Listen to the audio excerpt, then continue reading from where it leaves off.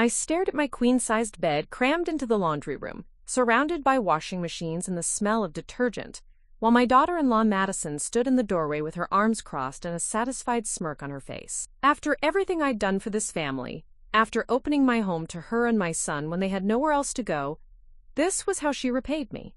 But what Madison didn't know was that the house she was trying to control wasn't hers to command. In fact, the property deed sitting in my safe deposit box was about to teach her a lesson about respect that she'd never forget.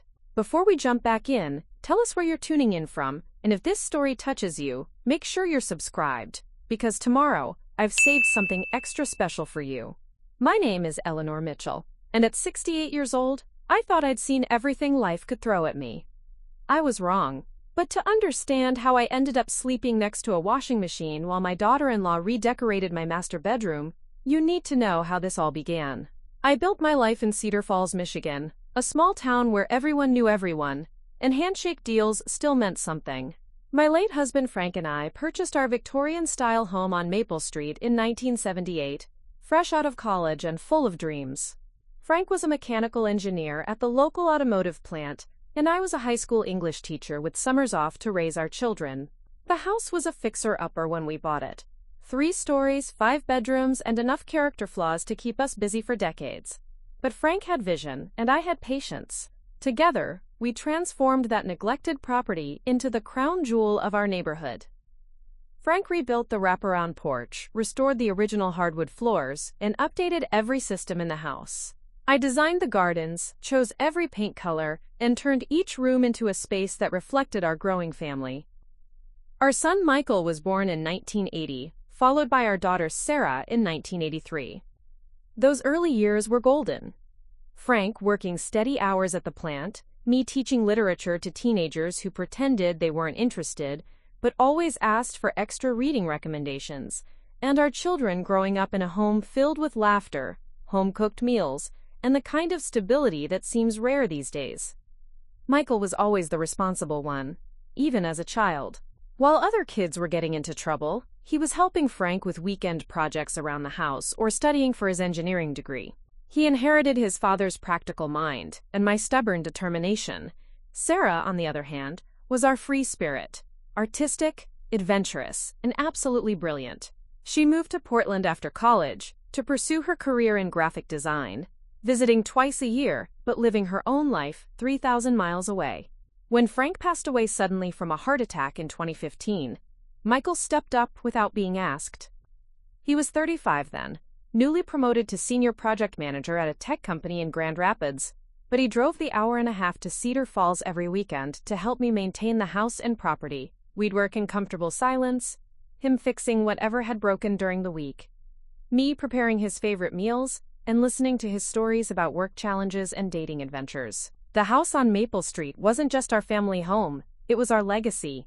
Frank's life insurance policy had allowed me to pay off the mortgage completely, and the property value had tripled over the decades. What started as a $45,000 investment had become worth nearly $400,000 by 2018, sitting on 2 acres of prime real estate in a town that was slowly becoming a desirable suburb for Grand Rapids commuters. I'd always been financially cautious, a trait that served me well during my widowhood. My teacher's pension, combined with Frank's survivor benefits and the savings we'd accumulated over 40 years, meant I was comfortable but not wealthy. I lived modestly, maintained the house meticulously, and saved every penny I could for emergencies and to leave something meaningful for my children. Michael met Madison in early 2019 at a professional conference in Detroit. She was 28, beautiful in an Instagram-perfect way, and worked in marketing for a startup that, as far as I could understand, helped other companies manage their social media presence. When Michael brought her home for Easter dinner that year, I wanted desperately to like her. My son was clearly smitten, and after years of casual relationships, he seemed ready to settle down. Madison was charming that first visit, complimenting my cooking and asking thoughtful questions about the house's history. She admired the vintage fixtures Frank had restored, and seemed genuinely interested in the family photos covering the piano. She even offered to help with dishes, though I politely declined as any good hostess would. "Your home is absolutely gorgeous, Mrs. Mitchell," she'd said, running her hand along the restored banister. Michael has told me so much about growing up here. It must be wonderful having so much space and such beautiful grounds. I beamed with pride, pleased that Michael had found someone who appreciated what Frank and I had built together. Looking back, I should have paid more attention to the calculating way her eyes assessed each room, the subtle questions about property taxes and maintenance costs, the way she photographed corners of the house when she thought no one was looking. Their relationship moved quickly after that. By summer 2019, Madison was practically living at Michael's apartment in Grand Rapids. By Christmas, they were engaged. Michael proposed at our traditional family Christmas Eve dinner, right there in the living room where he'd opened presents as a child. I cried happy tears and welcomed Madison to the family with genuine warmth. The wedding planning process revealed cracks in Madison's perfect facade that I initially attributed to normal pre-wedding stress. She had specific, expensive ideas about everything: venue, flowers, catering, photography, but seemed to expect Michael's family to contribute financially, while her own parents, who lived in a modest ranch house in Kalamazoo, offered only token assistance. "Eleanor," she'd said during one particularly tense planning session at my kitchen table, "I know this might be presumptuous, but Michael mentioned that you own this house outright. Would you consider taking out a home equity loan to help with wedding expenses? I mean, this is your son's only wedding, and the house has appreciated so much in value." I'd been stunned by her directness but explained gently that I preferred to keep the house debt-free, as Frank would have wanted. Madison's smile had tightened, almost imperceptibly, but she'd nodded and said she understood completely. The wedding took place in June 2020, scaled down due to COVID restrictions, but still elegant in the way Madison demanded. I contributed what I could afford from my savings minus $8,000 for flowers and photography, while biting my tongue about the $200 per plate catering and the $3,000 wedding dress for a ceremony limited to 30 guests. Michael seemed happy, and that was what mattered to me. He'd found someone who shared his ambitions and appreciated his steady, reliable nature. Madison, I told myself, would settle down once they were married and started building their own life together. For the first year of their marriage, everything seemed stable. They lived in Michael's apartment, saved money, and visited me monthly for Sunday dinners. Madison had even started calling me Eleanor instead of Mrs. Mitchell, which felt like progress toward genuine familial closeness. The first sign of trouble came in spring 2021 when Madison lost her job. The startup she'd worked for folded overnight, leaving her unemployed with few prospects in Cedar Falls' limited job market. Michael's income was solid but not enough to maintain their lifestyle, while Madison searched for comparable work in marketing. "Mom," Michael had said during one of our phone calls, "Madison and I have been talking. Would it be possible for us to move in with you temporarily, just until she finds something new, or we figure out our next steps? We could help with utilities and groceries, and I'd take care of any maintenance issues around the house." My heart had leaped at the prospect of having Michael close by again, and I genuinely wanted to help them through a difficult period. The house certainly had room. Michael's childhood bedroom, plus the guest room, Sarah's old room that I used for storage, and even the converted attic space that Frank had finished as a potential rental unit years earlier. "Of course, honey," I'd said without hesitation. "This is your home too. Stay as long as you need to get back on your feet." Madison had seemed genuinely grateful when they moved in that May, helping me prepare the guest room and talking enthusiastically about contributing to household responsibilities. She even suggested we might enjoy having girls' time together while Michael was at work, perhaps working in the garden or trying new recipes. For the first few months, the arrangement worked beautifully. Michael commuted to Grand Rapids from his childhood bedroom, saving money on rent and enjoying my home-cooked meals again. Madison applied for jobs online, helped with light housework, and seemed to be making an effort to bond with me over afternoon tea and gardening sessions. She had good ideas, I'll admit. Madison suggested updating some of the more dated aspects of the house's decor, volunteering to research affordable ways to modernize without losing the Victorian charm. She helped me set up social media accounts to share photos of my garden with other local enthusiasts. She even organized my recipe collection into a digital format, claiming it would be easier for me to access and preserve for future generations. But slowly, almost imperceptibly, the dynamic began to shift. Madison's job search seemed less urgent as weeks turned to months. Her contributions to household expenses dwindled, with explanations about tight finances and the need to preserve savings for when she found work. Meanwhile, her suggestions about the house became more frequent and more assertive. "Eleanor, this wallpaper in the dining room is really dated," she'd say while we prepared dinner. "I saw some gorgeous paint colors at the hardware store that would really brighten up the space. Since I'm not working right now, I could tackle the project. It would be my contribution to the household." Initially, I appreciated her initiative. The dining room wallpaper was from the 1990s, and a fresh coat of paint seemed reasonable. But when I came home from grocery shopping to find Madison had already started stripping wallpaper without discussing colors or getting my approval, I felt the first flicker of unease. "I wanted to surprise you," she'd said when I expressed concern about the mess and the decision-making process. "Michael said you'd been talking about updating this room for years. I thought you'd be excited to finally see it happen." The paint color she'd chosen, a bold charcoal gray, was nothing like what I would have selected for my formal dining room. But with half the wallpaper already removed and Madison looking so pleased with herself, I swallowed my objections and praised her effort. That became the pattern. Madison would identify something in the house that needed updating, begin the project without explicit permission, and then present the changes as gifts or surprises that I couldn't reasonably reject without seeming ungrateful. The guest bathroom got new fixtures. The living room furniture was rearranged, quote, "for better flow." Family photos were relocated to, quote, "create cleaner sightlines." Each change individually seemed minor, even thoughtful. But collectively, they began to transform my home into something that reflected Madison's aesthetic, rather than the carefully curated environment Frank and I had created together. When I tried to express preferences or concerns, Madison would look hurt and remind me how hard she was working to improve the house while dealing with unemployment stress.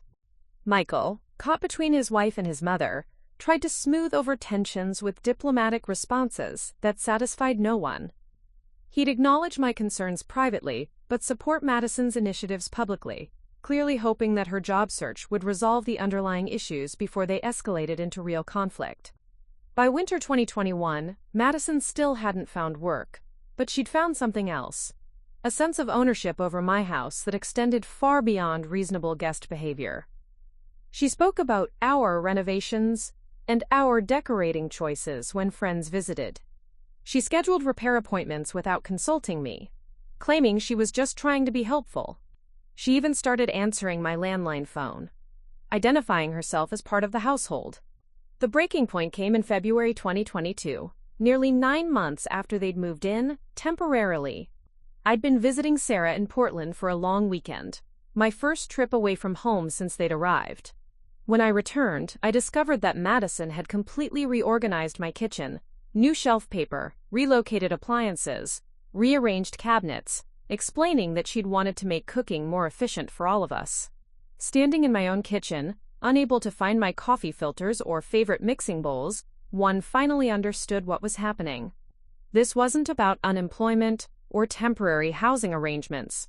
Madison was systematically taking control of my home, one improvement at a time, banking on my politeness and Michael's loyalty to prevent me from setting boundaries. That night, I lay in my own bed, still in my master bedroom then, and realized that the daughter-in-law I'd welcomed with open arms was actually a stranger who saw my hospitality as weakness and my home as her opportunity. But I was 68 years old, a retired teacher who'd survived widowhood and raised 2 successful children. Madison Torres had no idea who she was really dealing with. The battle for my house was about to begin, and I had advantages she couldn't possibly imagine. Preparing and narrating this story took us a lot of time, so if you are enjoying it, subscribe to our channel. It means a lot to us. Now back to the story. The morning after my kitchen discovery, I woke up with a clarity I hadn't felt in months. I'd spent too many sleepless nights wondering if I was being unreasonable, if my concerns about Madison's behavior were just the complaints of an old woman struggling with change. But seeing my own kitchen transformed without permission had crystallized something important. This wasn't about generational differences or decorating preferences. This was about respect, boundaries, and control.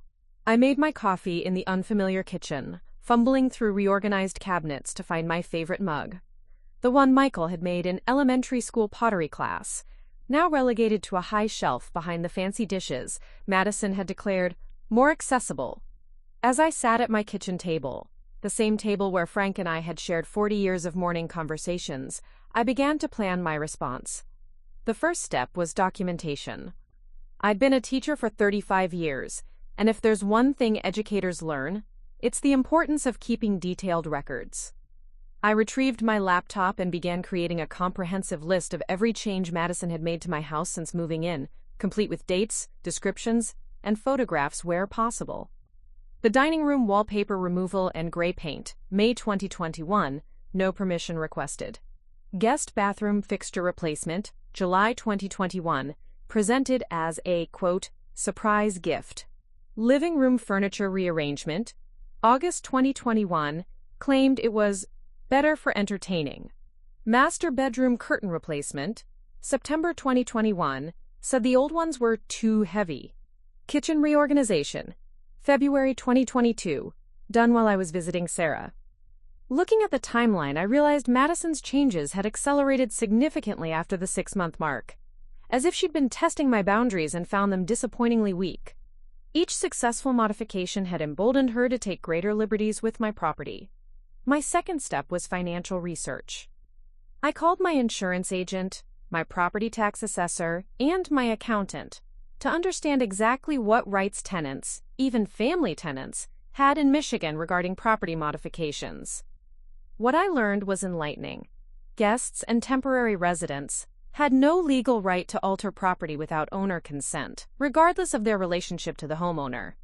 Mrs. Mitchell, my insurance agent, explained during our phone conversation, any structural or decorative changes made without your written consent could potentially void coverage if they resulted in damage. You need to document everything and establish clear boundaries immediately. Armed with this information, I decided to have a direct conversation with Madison.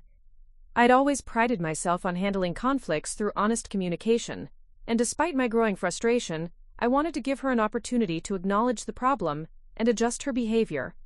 That evening, while Michael was working late, I approached Madison in the living room where she was browsing home improvement websites on her laptop.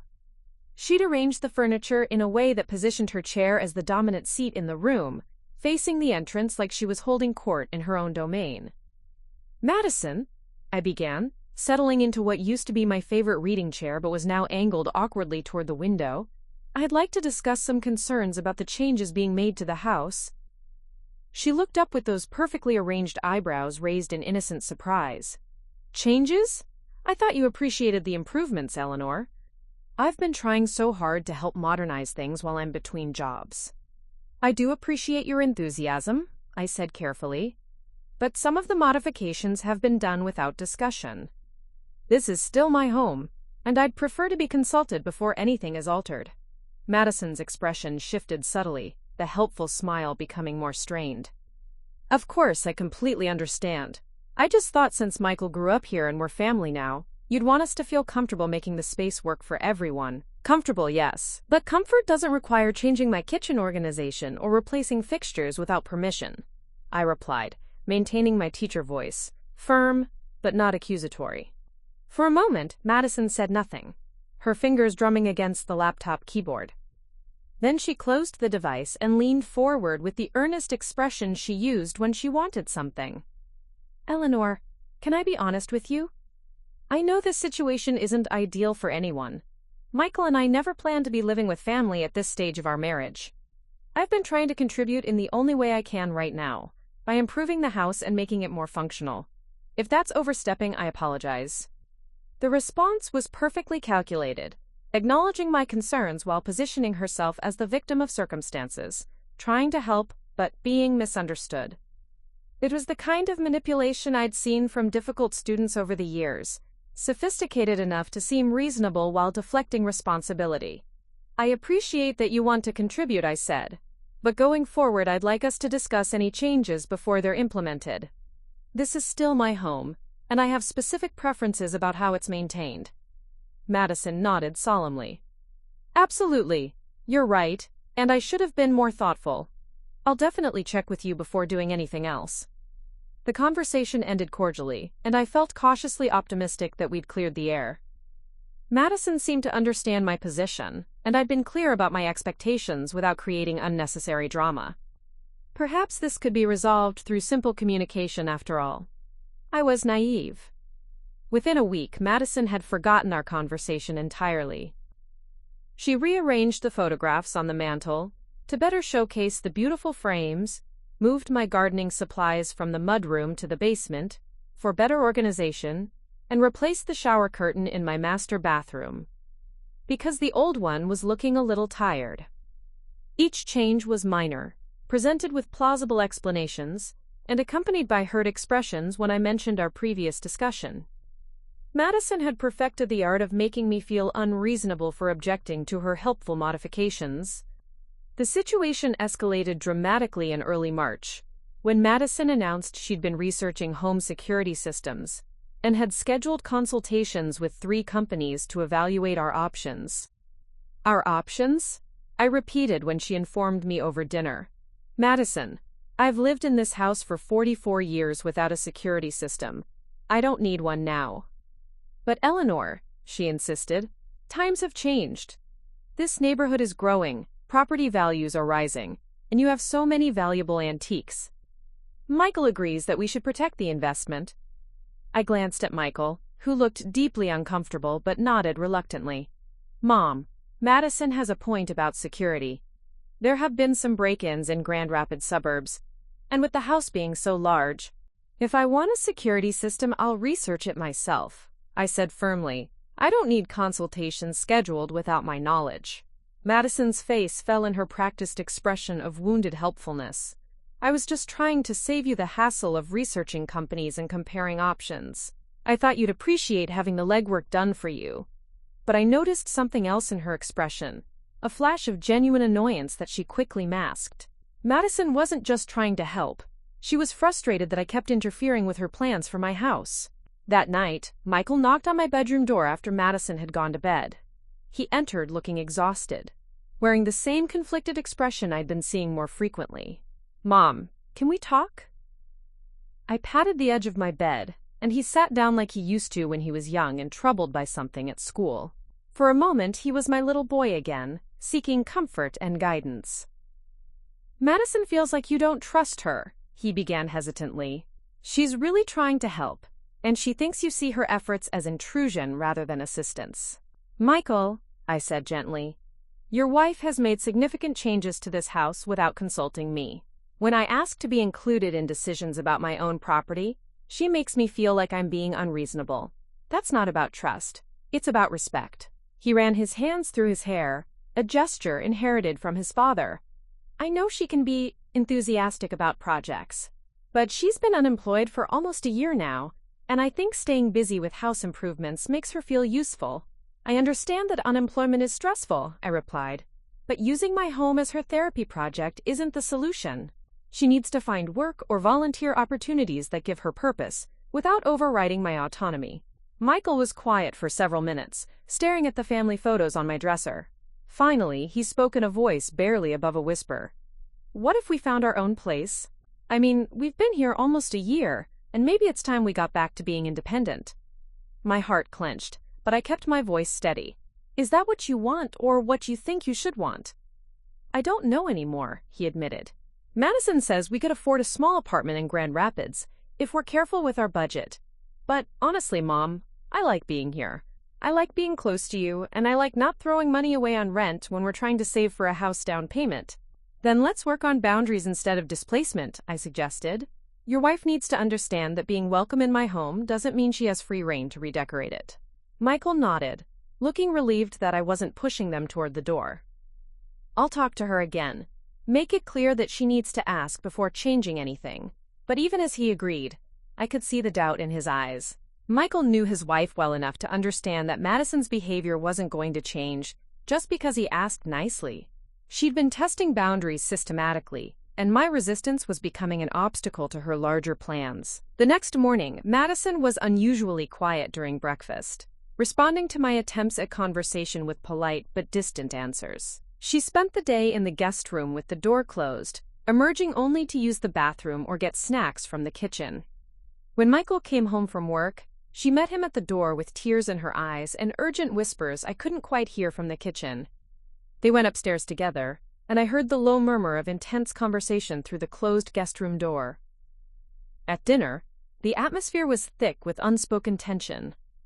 Madison pushed food around her plate while Michael made uncomfortable small talk about his workday. Finally, Madison set down her fork and looked directly at me. "Eleanor, I owe you an apology. I've been thinking all day about our conversation, and I realize I've been presumptuous about making changes to your home. I was so excited to contribute that I forgot this isn't my house." The apology sounded rehearsed, but I decided to accept it graciously. "Thank you, Madison. I appreciate that, and I hope we can find better ways for you to channel your energy and creativity. Actually," she continued, glancing at Michael, "I've been thinking about that too. Since I'm still job hunting, maybe I could start a little side business. Interior design consulting, or home staging for people who are selling their houses. I have so many ideas, and I've gotten really good at visualizing how spaces could be improved." I felt a chill of premonition, but smiled encouragingly. "That sounds like a wonderful use of your talents." "The thing is," Madison said, her voice gaining enthusiasm, "I'd need a portfolio to show potential clients. Examples of my work, before and after photos, that kind of thing. I was wondering if you'd let me document some of the improvements I've made here, maybe even finish a few more projects to really showcase different skills." The request was clever, positioning her continued modifications as career development rather than personal preference, making it difficult for me to object without seeming unsupportive of her professional goals. "What kind of additional projects?" I asked carefully. Madison's eyes lit up and she pulled out her phone to show me a Pinterest board she'd created. "I was thinking the master bedroom could use updating, new paint, modern bedding, maybe some contemporary lighting. The front entryway could be more welcoming with better organization and some accent pieces. And the basement could be finished properly as a family room or office space." Each suggestion involved major changes to spaces I'd carefully designed and maintained for decades. The master bedroom, where Frank and I had shared 40 years of marriage. The entryway that welcomed 3 generations of family and friends. The basement that Frank had started finishing before his death, left exactly as he'd planned it. "Those are significant renovations," I said slowly. "Not really appropriate for someone else's home, even for portfolio purposes." Madison's expression tightened, almost imperceptibly. "Of course I'd check with you before doing anything major. I just thought since Michael grew up here and we're planning to stay for a while longer, it might make sense to update some of the more dated elements." "Planning to stay for a while longer?" I repeated, looking between them. Michael shifted uncomfortably. "We've decided to hold off on getting our own place until Madison finds work. It makes more financial sense, and this way we can save more for a down payment." The temporary arrangement that was supposed to last a few months had just become indefinite, and Madison was using that permanence to justify increasingly invasive changes to my home. I realized with growing alarm that she'd maneuvered us into a position where objecting to her plans would seem petty and unwelcoming, while accepting them would mean surrendering control of my own property.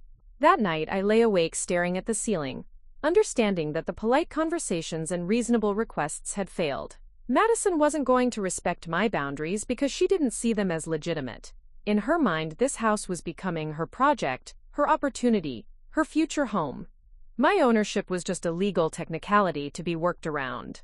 I thought about Frank, about the dreams we'd built in this house, about the sacrifices we'd made to create something beautiful and lasting for our family. I thought about Sarah, living her independent life in Portland, trusting that I could handle whatever challenges arose in her absence. And I thought about Michael, caught between loyalty to his wife and respect for his mother, hoping against hope that love would somehow resolve the growing conflict. But love without boundaries isn't love, it's enabling. And Madison Torres was about to learn that Eleanor Mitchell hadn't survived 68 years by being a pushover. The real battle for my home was just beginning, and I had weapons she didn't know existed. The transformation happened gradually at first, then all at once. Over the next month, Madison's behavior shifted from passive-aggressive boundary testing to outright territorial claiming. It started with small things that I almost convinced myself I was imagining. Her mail being delivered to my address with Madison Mitchell instead of Madison Torres. her telling delivery drivers that she was the lady of the house, her referring to various rooms as my kitchen or my living room when talking on the phone with friends. But the morning I found her business cards scattered across my dining room table, I knew the situation had crossed into dangerous territory. Madison Mitchell, interior design consultant, they read, with my home address printed in elegant script beneath her name.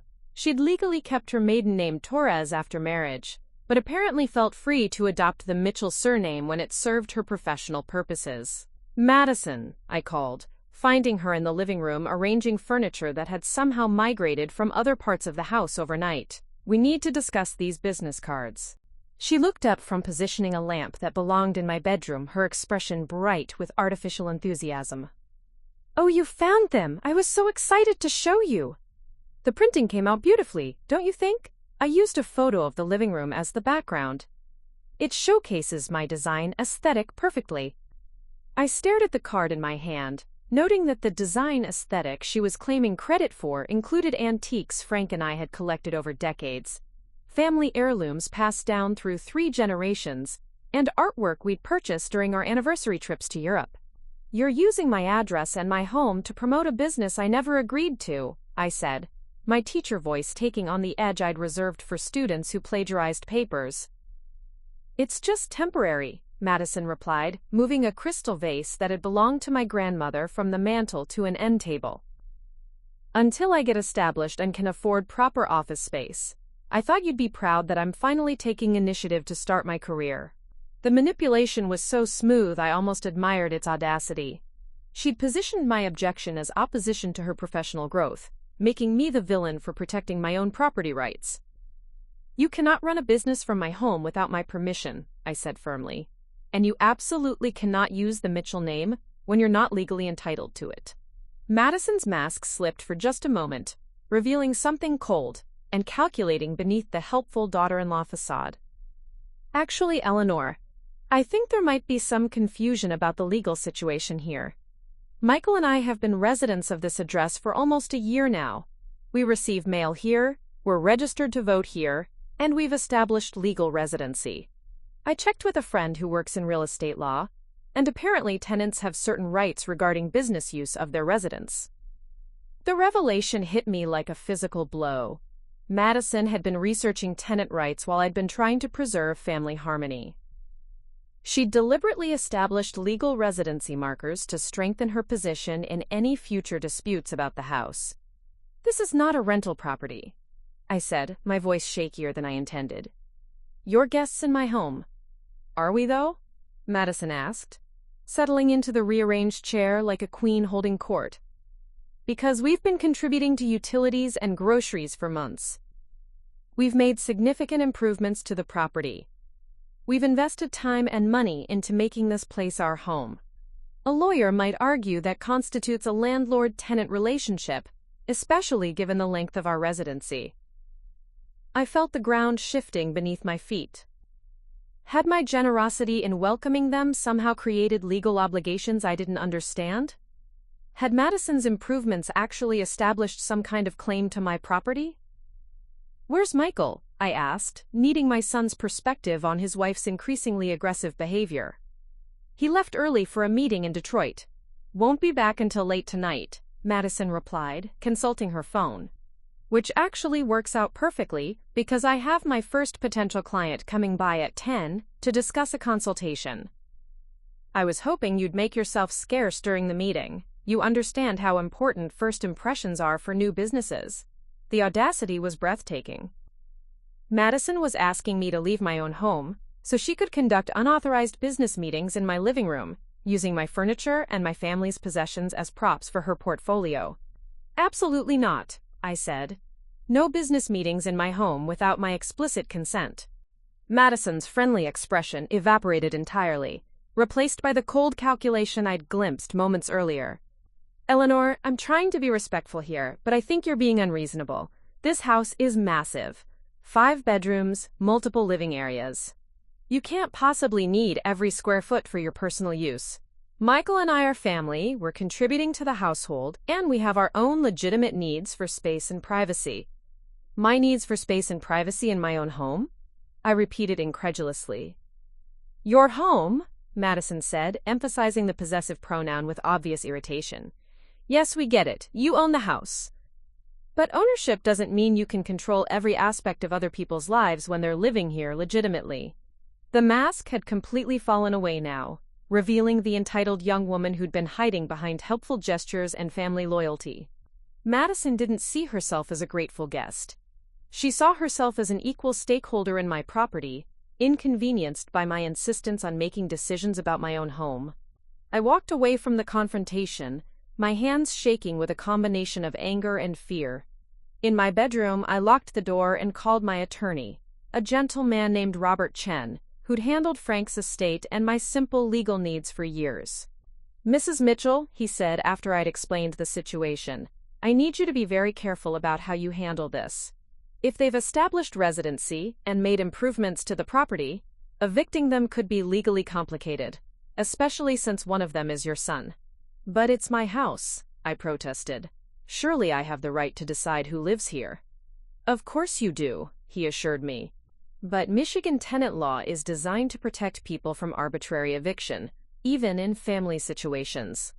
If they've been paying any portion of household expenses, if they've invested money in improvements, if they can demonstrate they've established this as their primary residence, they may have rights that complicate immediate removal.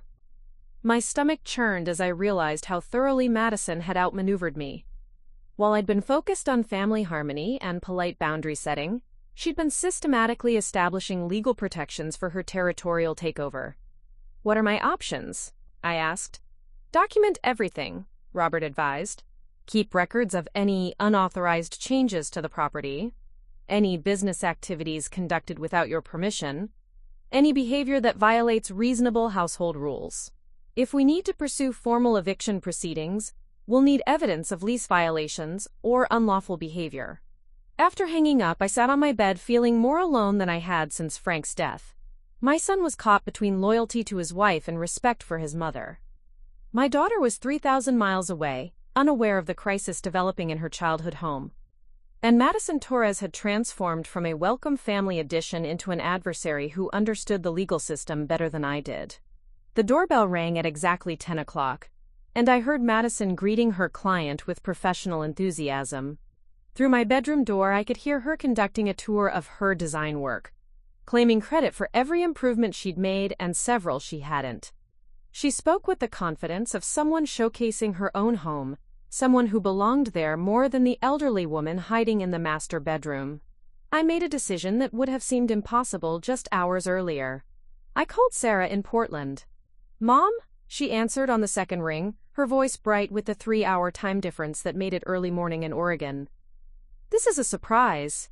Is everything okay, Sarah?" I began, and then found myself crying for the first time since this ordeal began. "I need help. I don't know what to do." The story poured out. Madison's gradual takeover, the unauthorized business activities, the legal research, the threat of tenant rights claims. Sarah listened without interrupting, her silence growing more ominous as I described the deteriorating situation.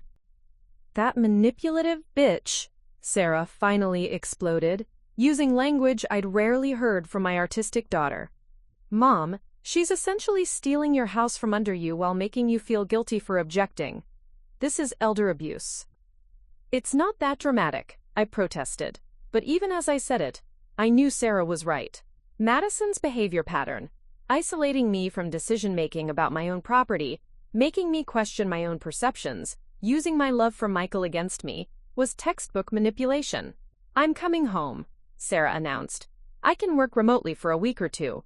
Mom, you need backup, and Michael is too compromised to provide it." "You don't need to uproot your life for this," I said, but the relief in my voice betrayed how desperately I wanted support. "My mother is being manipulated and potentially legally threatened by someone living in our family home," Sarah replied firmly. "This is exactly the kind of situation that requires uprooting. I'll be there by Thursday." After we hung up, I felt something I hadn't experienced in months: hope. Sarah wouldn't be swayed by Madison's manipulation or constrained by the complicated dynamics that had trapped Michael and me. She'd see the situation clearly and help me navigate whatever legal or family complications arose. But first, I had to survive the next 3 days without escalating the conflict beyond repair. Madison's business meeting lasted 2 hours, during which I remained sequestered in my bedroom like a prisoner in my own home. When I finally emerged, I found the living room rearranged yet again, with several of my personal items relocated or removed entirely. "How did your meeting go?" I asked, determined to maintain civility despite my growing rage. "Wonderfully," Madison replied, her good mood apparently restored by the successful business encounter. "Mrs. Patterson was so impressed with the design work here. She's hiring me to stage her house for sale. My first real client. I'm thinking of celebrating by tackling that master bedroom project we discussed. Maybe start with fresh paint this weekend while Michael can help with the heavy lifting." The casual announcement that she planned to redecorate my bedroom, the space I'd shared with Frank for 40 years, was delivered with the same tone she might use to suggest we try a new restaurant for dinner. "The master bedroom is off limits," I said quietly. Madison's smile faltered slightly. "Eleanor, I know change is hard, but that room hasn't been updated since the 1980s. The wallpaper is actually peeling in places, and the carpet has some stains that really should be addressed. It's not healthy to live in a space that's deteriorating. It's my bedroom, and it stays exactly as it is." For a moment, Madison stared at me with undisguised frustration, as if I were a particularly stubborn client refusing to accept her professional expertise. Then her expression shifted to concerned sympathy. "I understand this is Frank's room too, and I respect that you want to preserve his memory. But honey, I don't think he'd want you living in a space that's becoming shabby. Wouldn't he want you to be comfortable and surrounded by beauty?" The manipulation was so skillful, so perfectly calibrated to exploit my grief and guilt, that I almost fell for it. Madison had identified my emotional vulnerability and weaponized it to justify invading the most private space in my home. "Frank would want me to make my own decisions about my own bedroom," I replied, "and my decision is that it remains unchanged." Madison's mask slipped again, revealing the cold calculation beneath. "We'll see about that," she said softly, then caught herself and forced another smile. "I mean, of course you're right. I just want what's best for everyone." But I'd heard what she'd actually said, and it sounded like a threat. That evening, when Michael returned from his business trip, I tried to discuss the day's events with him privately, but Madison had gotten to him first, sharing her version of our conflicts that painted me as an increasingly unreasonable old woman struggling with having younger people in her space. "Mom," Michael said wearily as we stood in the kitchen after dinner, "Madison feels like you're rejecting every attempt she makes to contribute to the household. She's trying to build a career, trying to make this arrangement work for everyone, and you're treating her like an enemy." "Michael, she's running a business from my home without permission, using our family name and threatening to redecorate my bedroom against my wishes. How is that reasonable contribution?" My son rubbed his temples, looking older than his 42 years. "Maybe we should think about finding our own place sooner rather than later. This situation is getting too complicated for everyone." "Is that what you want?" I asked. "What I want," Michael said quietly, "is for my wife and my mother to find a way to coexist peacefully. But if that's impossible, then yes, maybe we need to live separately." The choice he was presenting was clear: accept Madison's increasingly aggressive behavior or lose my son. It was emotional blackmail wrapped in the language of reasonable compromise.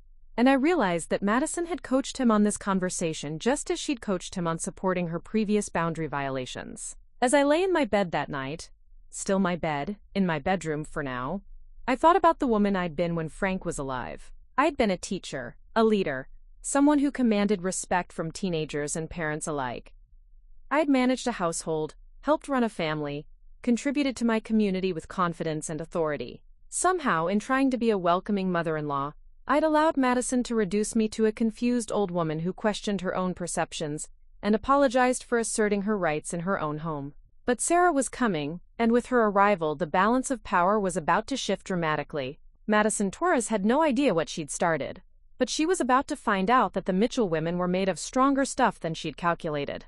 Sarah arrived on Thursday morning like a force of nature, her rental car pulling into my driveway at exactly 9 a.m. Pacific time, which meant she'd been driving since before dawn. I watched from my bedroom window as my daughter emerged from the vehicle, tall, confident, wearing the kind of artistic but professional outfit that announced she was successful in her own right and not to be underestimated. Madison had left early for a client consultation, which I suspected was actually an attempt to avoid Sarah's arrival. She'd been increasingly nervous since I'd mentioned my daughter was coming for a visit, asking pointed questions about how long Sarah planned to stay and whether she'd be sleeping in the office, what used to be called Sarah's bedroom before Madison started referring to it by its potential business function. Michael had taken the day off work, ostensibly to spend time with his sister, but clearly anxious about the family dynamics that were about to explode. He met Sarah at the door before I could get downstairs, and I heard their voices in the entryway, warm but cautious, like siblings who loved each other but knew they were about to navigate a minefield. "Sarah!" I called, hurrying down the stairs as fast as my 68-year-old knees would allow.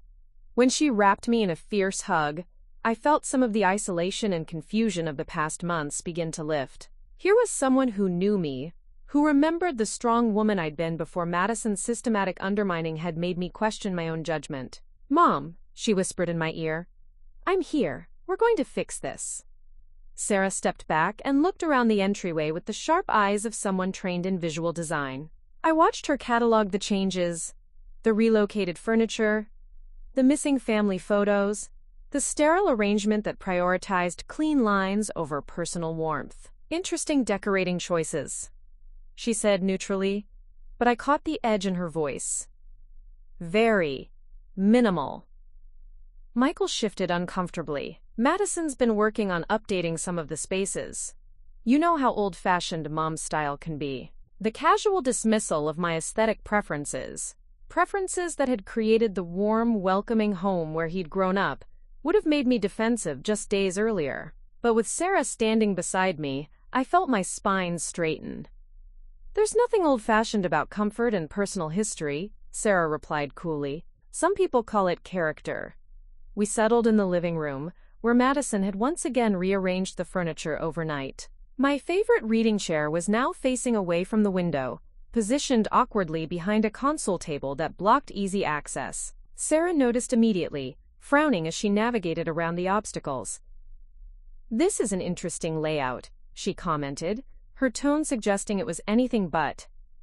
"Very restrictive for conversation." "Madison's experimenting with different configurations," Michael explained, sounding like he was reciting a prepared response. "She has a good eye for spatial relationships." "I'm sure she does," Sarah said dryly. "Where is she, by the way?" "I was looking forward to meeting the famous interior designer." The sarcasm was subtle but unmistakable. Michael flushed slightly, caught between defending his wife and maintaining peace with his sister. "She had a client meeting this morning. She'll be back this afternoon." "How convenient," Sarah murmured, then turned to me with genuine concern. "Mom, why don't you show me around? I'd love to see all the improvements you've mentioned." The tour was enlightening, not just for what had changed, but for Sarah's reaction to each modification. She said little as I showed her the gray dining room, the reorganized kitchen, the relocated family photographs, but her expression grew darker with each room. When we reached the master bedroom, still mercifully unchanged, she stopped in the doorway. "This is still beautiful," she said softly, taking in the wallpaper Frank had chosen, the furniture we'd selected together, the photographs documenting 40 years of marriage. "It's still yours." The emphasis on the possessive pronoun was deliberate, a reminder that despite Madison's territorial claims, this room remained a sanctuary of my own memories and choices. "Madison wants to redecorate it," I admitted. "She says the wallpaper is peeling and the carpet is stained." Sarah examined the walls and flooring carefully. "Mom, this wallpaper is in perfect condition, and I don't see any stains on this carpet. It's been maintained beautifully." She turned to me with narrowed eyes. "She's gaslighting you about the condition of your own belongings." The clinical term for what I'd been experiencing gave me a framework for understanding Madison's behavior. Gaslighting, making me question my own perceptions, making me believe my home needed fixing when it was actually well maintained, making me feel unreasonable for wanting control over my own property. We returned downstairs to find Michael pacing in the kitchen, clearly rehearsing a conversation in his head. When he saw us, he stopped abruptly. "Sarah, I need you to understand something. Madison and I are trying to build a life here. We're not just visiting or taking advantage. We're contributing to the household. We're planning our future. And we need space to grow as a couple. Sarah leaned against the counter, studying her brother with the same analytical gaze she'd used on the house. Michael, when you were kids and you brought friends over, did I redecorate your bedroom without asking? Did I move Dad's tools around in the garage and claim I was organizing them better? That's not the same thing, he protested. We're adults, we're married, and we're family. Being family doesn't mean you get to take over someone else's home, Sarah replied firmly. And being adults means respecting boundaries, not systematically undermining them. The confrontation I'd been dreading and hoping for was beginning, and I could see Michael struggling with loyalties he'd never had to navigate before. He loved his sister, respected her intelligence, but he also lived with Madison's daily narrative about my unreasonableness and resistance to change. You don't understand the situation, he said finally. Madison's been trying so hard to make this work, to contribute, to help Mom modernize and organize. Every suggestion she makes gets shot down. Every effort to improve things gets criticized. Improve things for whom? Sarah asked pointedly. Mom seems to have been pretty happy with her house before Madison decided it needed fixing. I watched this exchange with a mixture of relief and sadness. Relief that someone was finally articulating the problems I'd been struggling to address. Sadness that my children were being forced to choose sides in a conflict that should never have escalated this far. Look, Michael said, running his hands through his hair in the gesture I remembered from his frustrated teenage years. I know Madison can be assertive about her ideas, but she's not malicious. She's just enthusiastic and maybe not great at reading social cues. Enthusiastic people ask permission, Sarah countered. People who ignore social cues repeatedly, despite being corrected multiple times, aren't clueless. They're manipulative. The word hung in the air like a challenge. Michael's face flushed with anger, but before he could respond, we heard the front door open and Madison's voice calling out cheerfully. Hello, I'm back. How's the family reunion going? She appeared in the kitchen doorway looking perfectly put together, despite her supposed client meeting. Hairstyled, makeup fresh, wearing a designer outfit that seemed expensive for someone who'd been unemployed for over a year. Her smile was radiant as she approached Sarah with outstretched arms. You must be Sarah. I'm Madison, and I've heard so much about you. Michael talks about his talented sister constantly. Sarah accepted the hug politely but didn't return the enthusiasm. Madison, I've heard quite a lot about you too. If Madison caught the subtle chill in Sarah's tone, she didn't show it. Instead, she launched into an animated description of her morning client meeting, painting herself as a rising star in the interior design world, thanks to the portfolio she'd developed, quote, right here in this beautiful house. Sarah's an artist too, Madison continued, settling onto one of the kitchen stools like she was hosting her own talk show. Maybe you could give me some advice about the gallery wall I'm planning for the hallway upstairs. I'm thinking of featuring local artists, creating more of a contemporary vibe to balance all the traditional elements. The casual reference to my family photographs and heirloom artwork as outdated traditional elements that needed contemporary balance was a masterclass in passive-aggressive dismissal. Madison was simultaneously insulting my taste and positioning herself as the sophisticated designer bringing my house into the modern era. Actually, Sarah replied with deceptive sweetness, I think the traditional elements are what give this house its character and warmth. Sometimes contemporary updates can strip away the very qualities that make a home special. Madison's smile tightened almost imperceptibly. Of course there's value in preserving some historical elements. I'm just suggesting that strategic updates could enhance the overall aesthetic without losing the charm. Whose aesthetic are we enhancing it for? Sarah asked directly. Mom seems pretty happy with her current design choices. Well, naturally Eleanor has wonderful taste, Madison replied, glancing at me with practiced warmth. But when you're living in a space daily, you notice opportunities for improvement that visitors might miss. Fresh eyes can be valuable for identifying potential. The implication that Sarah was just a visitor while Madison was a legitimate resident was delivered so smoothly that it took a moment to register the insult. But Sarah caught it immediately, her expression shifting from polite interest to unmistakable hostility. Interesting perspective, she said quietly. I grew up in this house. I spent 18 years learning its rhythms, understanding its character, appreciating its history. But you're right. A few months of living here probably does give you insights that 18 years couldn't provide. The sarcasm was razor-sharp now, and Madison's mask began to slip. Her cheerful expression flickered with irritation before she caught herself and forced another smile. I didn't mean to suggest that your connection to the house isn't important, she backpedaled. I just think that sometimes people can become so attached to familiar arrangements that they miss opportunities for positive change. People can also become so focused on changing things that they miss the value of what already exists, Sarah shot back. Michael stepped between them, literally and figuratively. Maybe we should all take a step back here. We're family, and we should be able to discuss these things without getting defensive. But the battle lines had been drawn. Madison had revealed her true attitude toward my preferences and my daughter's connection to our family home. Sarah had demonstrated that she wouldn't be charmed or manipulated into supporting Madison's territorial claims. And I had witnessed the first real challenge to Madison's narrative control since she'd moved in. "You know what?" Madison said, her voice bright with false cheer. "I should probably get started on dinner. Sarah, I hope you'll stay and experience some of the new recipes I've been trying. I've really expanded the meal rotation since moving in." Even this innocent offer contained subtle claims of ownership. Madison positioning herself as the household's primary cook, suggesting that my meal preparation had been inadequate before her arrival. But I was done accepting these casual, undermining comments without response. "That's thoughtful, Madison, but I've already planned dinner," I said firmly. Sarah requested my pot roast recipe, the one I used to make when she and Michael were children. Madison's eyes flashed with genuine annoyance before she controlled her expression. "Of course, I was just offering to help. Though I should mention that I've been trying to move the household toward more plant-based options. Red meat consumption has been linked to so many health issues, especially for people in their later years." The comment about my age was designed to sound caring while actually suggesting that my dietary choices were outdated and potentially dangerous. But Sarah had had enough. "Mom's in excellent health," she said coldly. "Her dietary choices have served her well for 68 years.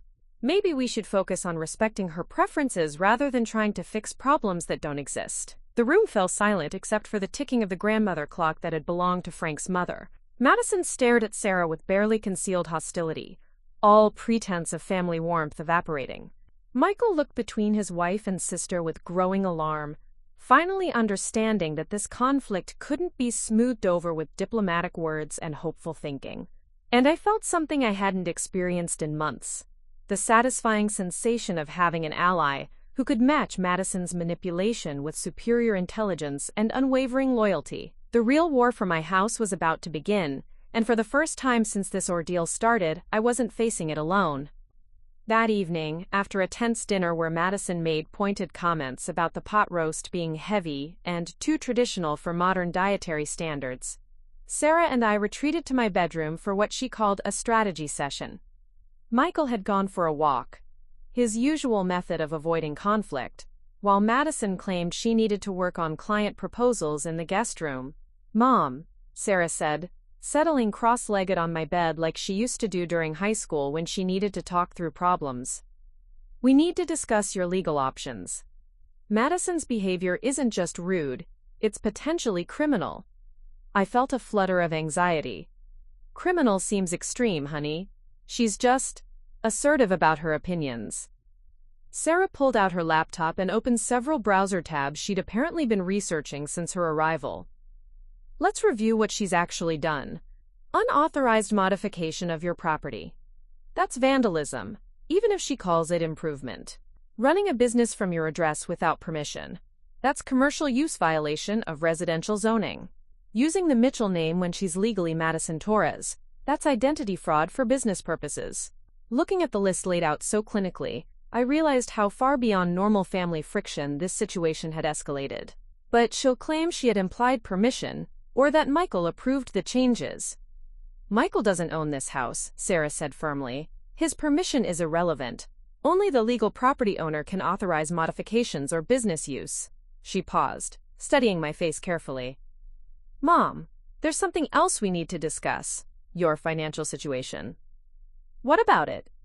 Madison mentioned several times today that this house needs updates, that the maintenance costs must be substantial for someone on a fixed income, that maybe it's too much for you to manage alone. Sarah's voice grew sharper. She's building a narrative that you can't afford to maintain this property, that you need their financial help to keep it. The observation sent a chill through me. But I can afford it. Dad's life insurance and my pension cover everything comfortably. I know that, and you know that, but does Madison know that? Has she seen your financial records, your bank statements, anything that would tell her your actual situation? I thought about Madison's casual questions over the months, about property taxes, utility costs, maintenance expenses. Questions I'd answered honestly, not realizing she was gathering ammunition for a larger strategy. She's been asking about expenses, I admitted. I thought she was just curious about household costs for budgeting purposes. Sarah's expression darkened. Mom, I think Madison is setting up a long-term play here. She's establishing residency, creating a narrative that you need their help, positioning herself as the solution to problems she's claiming exist. If Michael is genuinely worried about your finances, he might support her claim that they need to stay to help you. But Michael knows I'm financially stable. He helped me organize everything after your father died. That was 7 years ago, Sarah pointed out. People assume financial situations change as we age.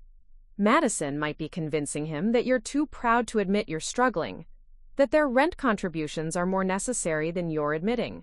The manipulation was even more sophisticated than I'd realized. Madison wasn't just taking over my space. She was creating a storyline that would justify permanent residency as elder care assistants. What do we do? I asked, feeling overwhelmed by the complexity of Madison's scheme. Sarah smiled with the confident expression she'd inherited from her father. We document everything, and then we prove that you're not a vulnerable elderly woman who needs saving.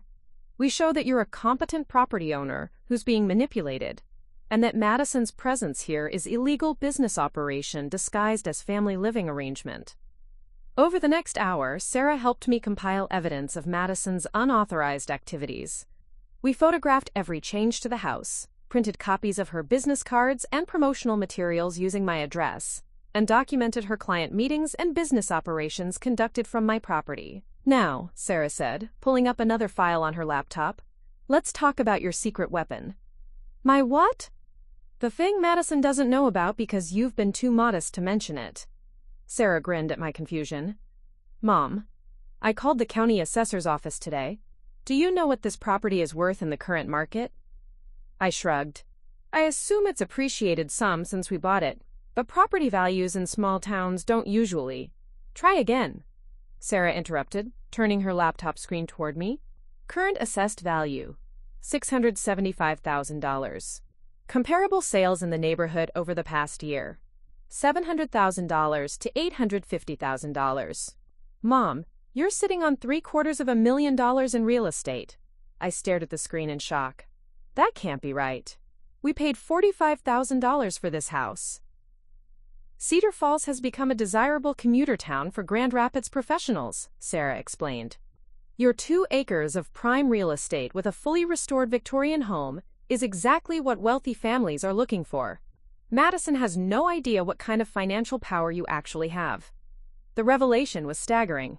I'd always known the house had value, but I'd never imagined it had appreciated to nearly $1 million. Frank and I had bought a modest home in a small town. Apparently, we'd accidentally made one of the best real estate investments in Michigan history. But what does this mean practically, I asked. It means, Sarah said, her eyes gleaming with strategic possibilities, that you have options Madison can't even imagine. You could sell this house tomorrow and buy a beautiful condo in Grand Rapids with enough money left over to live luxuriously for the rest of your life. You could take out a home equity loan and buy a second property if you wanted to downsize while keeping this as an investment. You have financial independence that makes Madison's little business ventures look like pocket change. I don't want to sell the house, I protested. This is my home, mine and your father's legacy. I'm not suggesting you sell it, Sarah assured me. I'm suggesting you use your financial strength as leverage. Madison is operating under the assumption that you're a vulnerable elderly woman who needs her help. When she realizes you're actually a woman of substantial means who's choosing to tolerate her presence temporarily, the power dynamic changes completely. Sarah's strategic thinking reminded me why she'd been so successful in the competitive Portland art scene. She understood how to identify advantages and use them effectively. "There's something else," I said slowly, remembering a conversation with my financial advisor from several months ago. "My investment portfolio." Frank was very conservative with his investments, but after he died, I moved some money into growth funds. They've performed better than expected. "How much better?" Sarah asked. I retrieved my most recent quarterly statement from the safe in my closet. Sarah whistled low when she saw the total. "Mom, you have over $400,000 in liquid investments, plus your real estate equity, plus your pension and Social Security. You're not just financially stable, you're wealthy." The word wealthy felt strange applied to myself. I'd always thought of wealthy people as others, not a retired teacher from a small Michigan town. But looking at the numbers objectively, Sarah was right. "Madison has been playing a game where she thought she held all the cards," Sarah continued. "She assumed you were financially vulnerable, socially isolated, dependent on Michael's presence for emotional support. She's about to learn that she's been operating with completely incorrect assumptions." "How do we use this information?" I asked. Sarah closed her laptop and gave me the kind of determined look that had gotten her through art school and launched her successful career. "Tomorrow we're going to have a family meeting. We're going to lay out some new ground rules for living in this house. And if Madison objects or threatens tenant rights claims, we're going to explain her legal options very clearly." "What legal options?" "She can find her own place to live and run her business legally," Sarah said simply. "Because the free ride is over." A knock on my bedroom door interrupted our planning session. "Mom?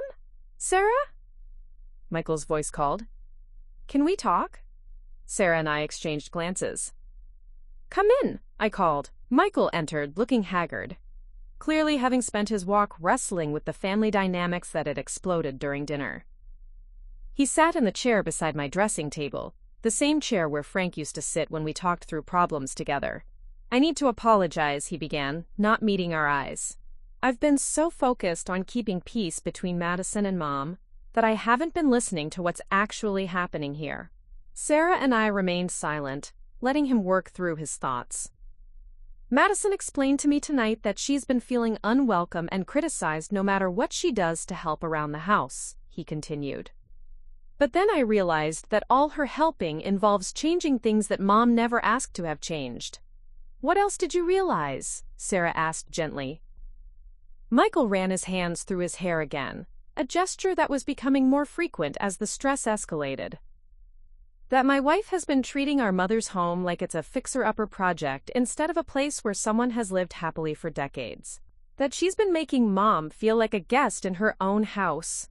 The admission hung in the air between us. Michael had finally seen through Madison's manipulation to understand what had been happening under his nose for months. "I also realized," he continued quietly, "that Madison has been working very hard to convince me that Mom is struggling financially, that we need to stay here to help with expenses, that living independently isn't realistic for someone on a teacher's pension. What do you think about that?" I asked carefully. "I think I've been an idiot," Michael said bluntly. "Mom, you and Dad were always careful with money. You paid off this house decades ago. Your pension is solid, and Dad's life insurance was substantial. You don't need our rent money, and you certainly don't need Madison reorganizing your life." Sarah leaned forward. "Michael, what changed your perspective?"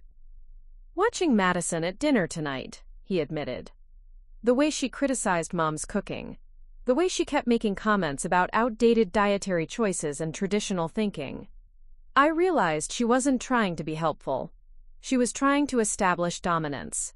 The word choice was interesting. Dominance, not just control or authority, but the kind of territorial claiming that animals displayed when competing for resources." "So what happens now?" I asked. Michael met my eyes for the first time since entering the room. "Now I have a conversation with my wife about respecting boundaries and finding our own place to live. The temporary arrangement has become permanent, and that was never the deal. And if she refuses? Sarah asked. Then I choose my mother over my wife, Michael said quietly. Because you raised me to understand the difference between right and wrong. And what's been happening here is wrong. After Michael left to have what was clearly going to be a difficult conversation with Madison, Sarah and I finished our strategic planning. We had documentation, financial leverage, legal grounds for eviction, and most importantly, Michael's support for establishing boundaries. There's one more thing, Sarah said as we prepared for bed. Tomorrow, I think you should call that attorney and ask about restraining orders for harassment. Madison's business operations from this address, her use of the Mitchell name, her unauthorized modifications, they add up to a pattern of behavior that goes beyond family disputes. A restraining order seems extreme, I protested. Mom, Sarah said firmly, Madison has been systematically undermining your authority in your own home for almost a year. She's established illegal business operations, committed identity fraud, and damaged your property. If she were a stranger instead of Michael's wife, you'd have called the police months ago. That night, I lay in my own bed, in my unchanged master bedroom, listening to the raised voices from the guest room where Michael and Madison were having their long-overdue confrontation. For the first time in months, I felt like myself again. Not a confused old woman being manipulated by someone half her age, but Eleanor Mitchell, property owner, woman of means, mother of 2 successful children who loved and respected her. Madison Torres had made a crucial miscalculation. She'd assumed I was weak because I was polite, poor because I was modest, and powerless because I'd been patient. She was about to learn that sometimes the quiet ones are quiet because they're planning, not because they're defeated. The battle for my house was entering its final phase, and I finally understood that I held all the weapons that mattered. I woke up Friday morning to the sound of slamming doors and hushed but furious arguments. The confrontation between Michael and Madison had clearly continued well into the night, and from the sharp whispers and heavy footsteps in the hallway, it hadn't gone well for Madison's position. Sarah was already awake, sitting by my bedroom window with a cup of coffee and her laptop, documenting the early morning drama with the methodical precision of someone building a legal case. Madison tried to pack up some of your family photos around 6 a.m., Sarah reported quietly. When Michael stopped her, she claimed she was just organizing them properly for storage.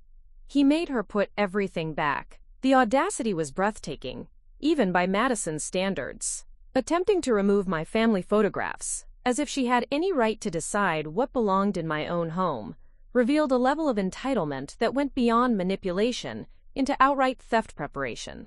Where are they now? I asked, pulling on my robe. Michael's in the kitchen making breakfast. Madison locked herself in the guest room about an hour ago. I think she's making phone calls, probably trying to get legal advice about tenant rights. The mention of tenant rights sent a familiar flutter of anxiety through me, but it was quickly replaced by something stronger: determination. After yesterday's revelations about my financial position and legal options, Madison's threats carried much less weight. Good, I said, surprising myself with the steel in my voice. Let her make all the calls she wants. She's about to discover that threatening someone requires having actual leverage. Sarah grinned at the change in my tone. There's the mom who used to handle difficult parents during parent-teacher conferences. I was wondering when she'd show up. We dressed quickly and headed downstairs, where we found Michael sitting at the kitchen table looking like he'd aged 5 years overnight. His usually neat appearance was disheveled, his business shirt wrinkled, his eyes red-rimmed from lack of sleep. Rough night? Sarah asked gently, settling beside him with fresh coffee. Rough marriage, Michael replied grimly. I never realized how thoroughly Madison had convinced me that everything she did was reasonable, that any problems were caused by other people's resistance to change. He looked up at me with something like shame in his eyes. Mom, I'm so sorry I let my wife manipulate me into enabling her abuse of your hospitality. The word abuse hung in the air, finally giving a name to what I'd been experiencing for months. Not mere rudeness or cultural differences, but systematic abuse designed to undermine my authority in my own home. You were trying to be a good husband, I said, sitting across from him. That's not something to apologize for. A good husband protects his family, Michael corrected. All of his family. I failed you, and I failed Madison too, by enabling behavior that's ultimately destructive to everyone involved. Before anyone could respond, Madison appeared in the doorway wearing a designer outfit that looked like armor. Perfectly coordinated, aggressively professional, every detail calculated to project authority and competence. Her makeup was flawless despite the early hour, her hair styled in a way that suggested she'd been awake preparing for battle. "Good morning, everyone," she said with brittle cheerfulness, her eyes scanning our faces for weakness or division. "I hope I'm not interrupting anything important." The passive-aggressive dig was classic Madison, implying that any conversation not including her was somehow exclusionary or secretive, when she'd been the one hiding in the guest room making strategic phone calls. "Just family breakfast," Sarah replied evenly. "You're welcome to join us, though I should mention we're planning to spend the day reviewing some legal and financial matters." Madison's smile tightened almost imperceptibly at the mention of legal matters, but she maintained her composed facade. "How wonderful that you're able to take time off work to help Eleanor with her affairs. It must be nice having that kind of flexibility in your career." The comment was designed to undermine Sarah's professional credibility, while positioning Madison as the more practically minded adult, dealing with real-world responsibilities. But Sarah had dealt with competitive gallery owners and pretentious art critics. Madison's amateur manipulation tactics barely registered. "I'm fortunate to work with understanding clients," Sarah replied smoothly. "They recognize that family emergencies take priority over commercial projects." "Emergency?" Madison repeated, her eyebrows raised in mock concern. "I hope Eleanor isn't having health problems. Michael and I would want to help in any way possible, of course." The fishing expedition for information about my supposed vulnerabilities was so transparent that I almost laughed. Madison was still operating under the assumption that I was a frail elderly woman whose family needed to rally around her during a crisis. "No health problems," I said clearly. "Just some property management issues that require immediate attention." Madison's eyes sharpened at the phrase property management. She was intelligent enough to recognize the implied threat, even if she didn't yet understand the scope of my actual resources. "Well," she said, settling into the chair opposite me with the territorial confidence that had become her trademark, "I'm glad we're all here together. I've been doing some research myself, and I think we need to clarify a few things about living arrangements and responsibilities." Sarah and I exchanged glances. Madison was about to play her hand, apparently confident that she held winning cards. "I spoke with a friend who specializes in real estate law," Madison continued, pulling out her phone as if consulting notes. "Michigan tenant law is very clear about protecting residents from arbitrary eviction, even in family situations. Once someone has established legal residency and contributed to household expenses, they have rights that can't be dismissed casually." The threat was delivered with Madison's practiced blend of helpful information sharing and subtle intimidation. She was warning us that any attempt to force her departure would result in legal complications. "That's interesting," Sarah said mildly. "What else did your friend tell you about tenant law?" Madison smiled, clearly pleased that someone was engaging with her research. "Quite a lot, actually. For instance, if tenants have made improvements to a property with the owner's knowledge and consent, they may be entitled to compensation for those improvements if they're forced to leave. And if a landlord accepts rent payments, even irregular ones, it can establish a formal tenancy relationship with legal protections." The implication was clear.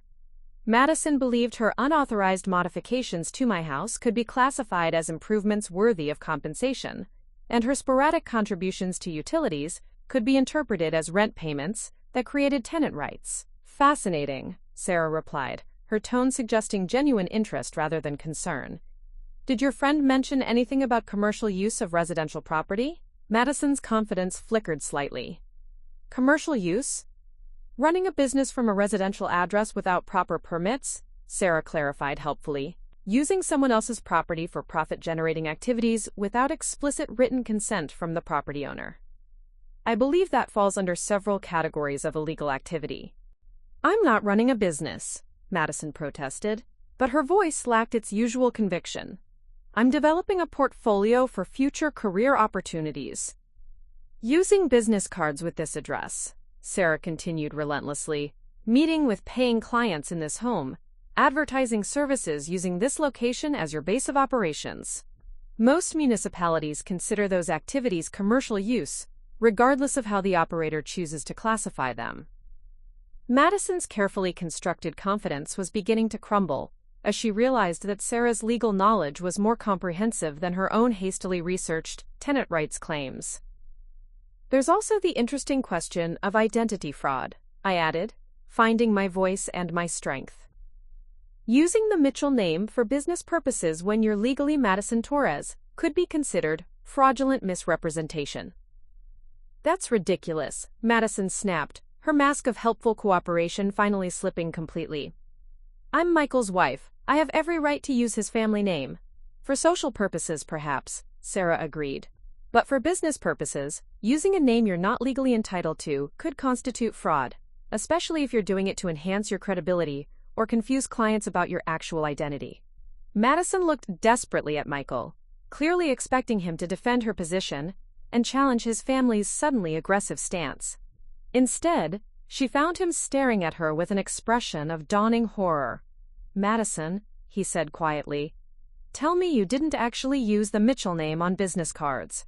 The silence stretched uncomfortably as Madison realized that her husband was no longer automatically supporting her version of events. The foundation of her manipulation strategy, Michael's loyalty and desire for family harmony, had been fatally undermined by his own observation of her behavior. I used Mitchell because it sounds more professional than Torres, she admitted defensively, and because I'm part of this family now. I didn't think anyone would object to me representing the family name positively in the business community. You're representing yourself falsely, Michael corrected, his voice gaining strength and authority I hadn't heard in months.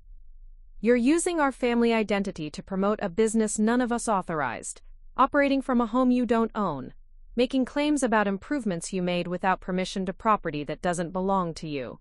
Madison's eyes flashed with genuine anger as she realized that her careful manipulation of Michael had failed completely. The reasonable, helpful daughter-in-law persona that had served her so well was no longer sustainable in the face of Michael's awakened opposition. Fine, she said, her voice turning cold and calculating. Since we're apparently abandoning the pretense of family cooperation, let me be perfectly clear about the situation. Michael and I have lived here for almost a year. We've established legal residency, made improvements to the property, and contributed to household expenses. We have tenant rights under Michigan law, and those rights can't be violated just because Eleanor has decided she doesn't like having younger people in her space.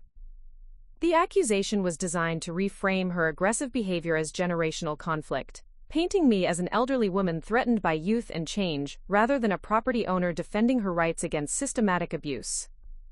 You're absolutely right about one thing, I said, rising from my chair with the dignity I'd cultivated over decades of teaching difficult students.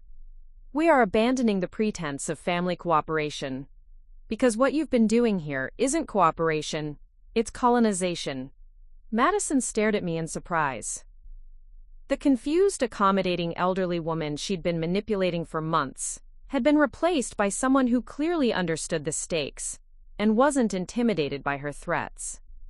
Since you want to discuss legal rights, I continued, walking to the counter where Sarah had placed a folder of documents we'd prepared, let's review your actual legal position.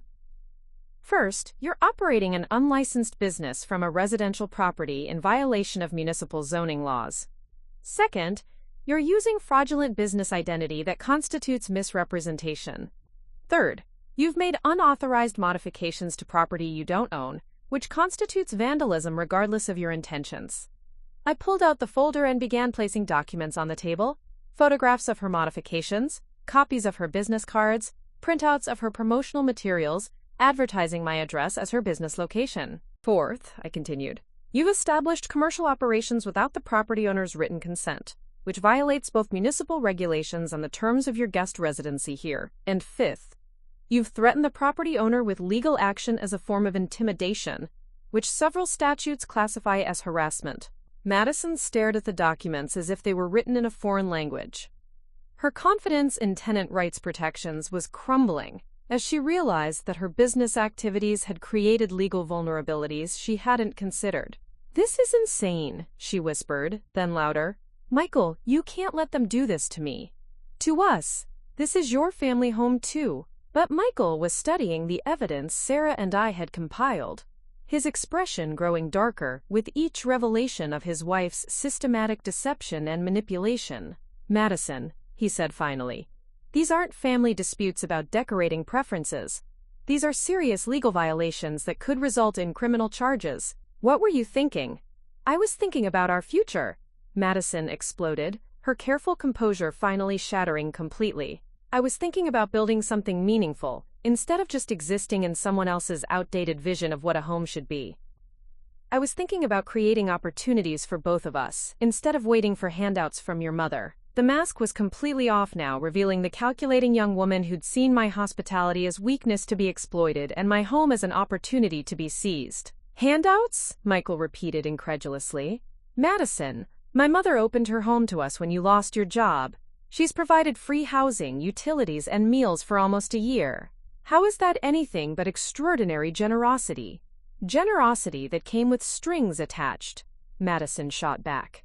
"Generosity that required me to be grateful for living in a museum, to pretend that outdated furniture and old photographs were more important than creating a functional modern living space. Generosity that trapped us in dependence, instead of supporting our independence." The twisted logic was breathtaking, reframing my reluctance to let her redecorate my home as somehow limiting her independence, as if her autonomy required my submission to her aesthetic preferences. "Your independence was never dependent on changing my house," I said quietly.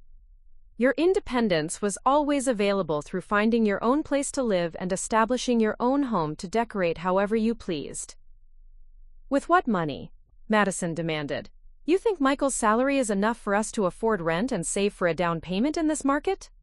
You think we had any real choice except to depend on your charity?"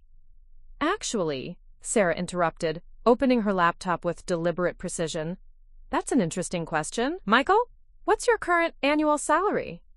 Michael looked confused by the direction of the conversation, but answered honestly, $78,000, plus bonuses that usually add another $10,000 to $12,000. Sarah nodded, typing numbers into a calculator. "And Madison, what was your salary before you lost your job?" "That's not relevant," Madison replied defensively. "Humor me," Sarah insisted. $52,000.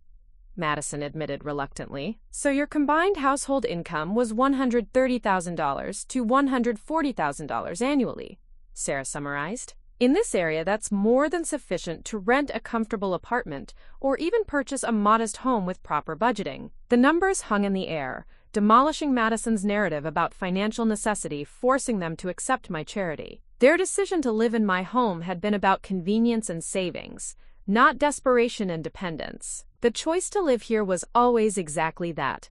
"A choice," I said, understanding finally crystallizing. "You could have afforded independence. You chose dependence because it was more financially advantageous, and then you tried to convert my hospitality into your opportunity." Madison stared at us with undisguised hatred, finally understanding that her elaborate manipulation strategy had been exposed and defeated. But I could see her mind working, calculating new approaches, searching for leverage that might still salvage her position. She wasn't finished fighting yet. But neither was I, and now I had allies, resources, and most importantly, clarity about what was really at stake in this battle for my home. Madison's desperation became obvious over the next hour, as she scrambled to regain control of a situation that had completely escaped her grasp. She tried tears first, breaking down in what appeared to be genuine emotional distress over the misunderstandings that had torn apart her relationship with her new family. "I never meant for any of this to happen," she sobbed, reaching for Michael's hands across the kitchen table. "I was just trying so hard to fit in, to contribute, to make this feel like home for all of us. I thought you'd be proud of my initiative and creativity."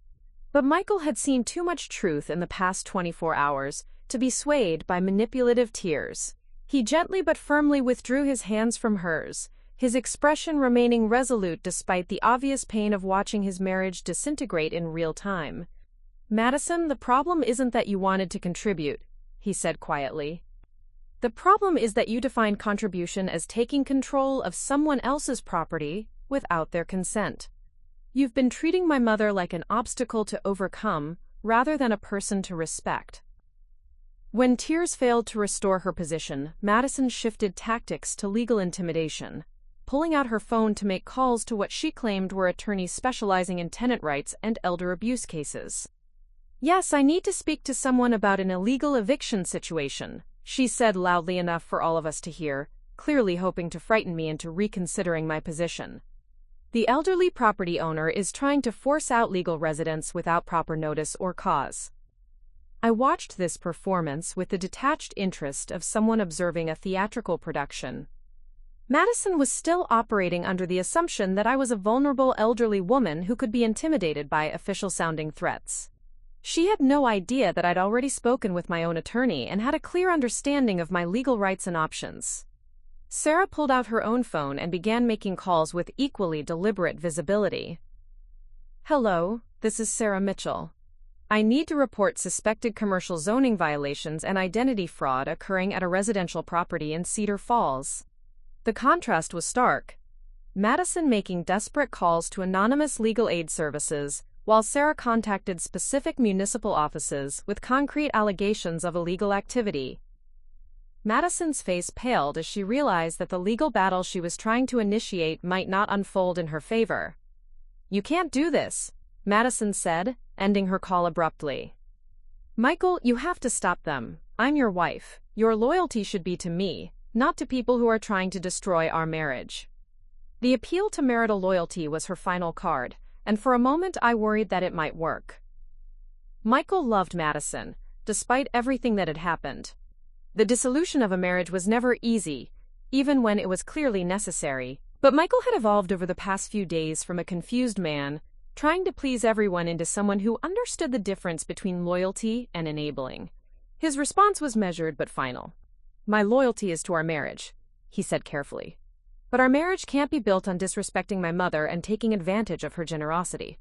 If you can't understand why your behavior has been inappropriate, then we don't have a foundation for moving forward together." Madison stared at him in disbelief, apparently unable to comprehend that her manipulation tactics had not only failed, but had actually driven away the person she'd been trying to control. "Fine," she said, her voice turning cold and vicious. "If that's how you want to play this, I'll make sure everyone in this town knows exactly what kind of family you really are. I'll tell them how you manipulate vulnerable young women, how you promise support and then withdraw it arbitrarily, how you use financial advantages to bully people who don't have the same resources." The threat to damage our reputation in the community was Madison's attempt to create consequences that might force us to reconsider our position. But she'd miscalculated again, underestimating both our standing in Cedar Falls and the intelligence of our neighbors. "That's an interesting strategy," I said calmly.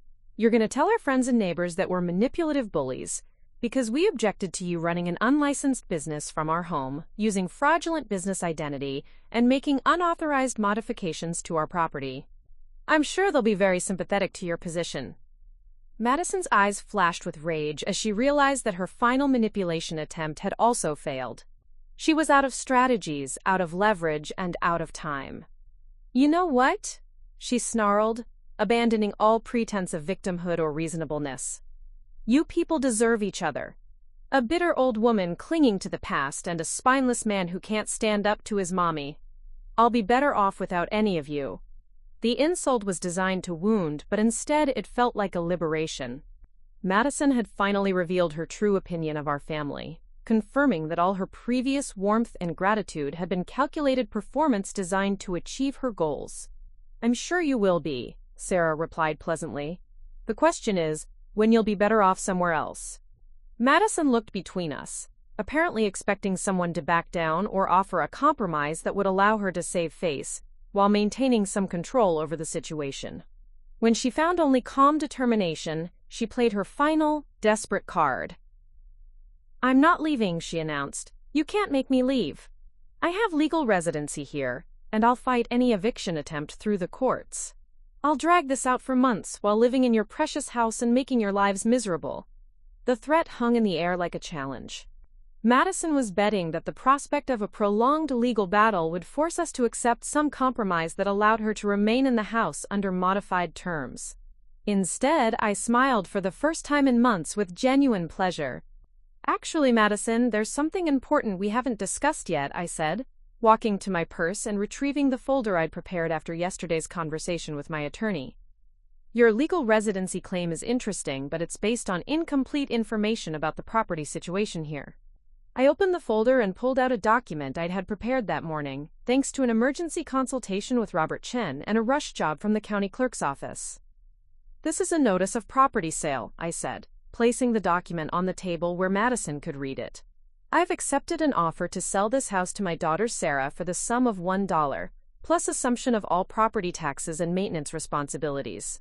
The sale will be finalized on Monday morning. Madison stared at the document in shock, clearly unable to process this development. You can't sell the house. You live here. This is your home. I can sell my property to anyone I choose, I replied calmly, and Sarah has graciously agreed to allow me to remain here as her guest for as long as I wish. It's a wonderful arrangement that gives me continued enjoyment of my home, while providing Sarah with a valuable real estate investment. The legal maneuver was perfectly executed. By transferring ownership to Sarah, I was eliminating any claim Madison might have to tenant rights, while ensuring that my own living situation remained unchanged.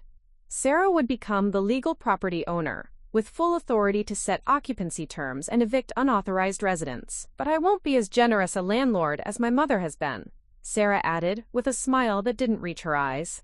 I don't allow commercial operations in my residential properties. I don't permit unauthorized modifications. And I require all residents to sign formal lease agreements with clearly defined terms and responsibilities. Madison's face went through a series of expressions as she processed the implications of this development. Her carefully researched tenant rights claims were meaningless if the property ownership changed hands. Her established residency became irrelevant if the new owner chose not to continue the arrangement. All her legal maneuvering had been neutralized by a simple property transfer. You can't do this, she whispered, but the protest lacked conviction. She knew we could do exactly this, and that we had just done it. Actually, we can and we have, I said gently. But Madison, this doesn't have to be adversarial. You and Michael are welcome to remain here under Sarah's ownership, provided you sign a formal lease agreement that includes specific terms about commercial use, property modifications, and respectful behavior toward all residents.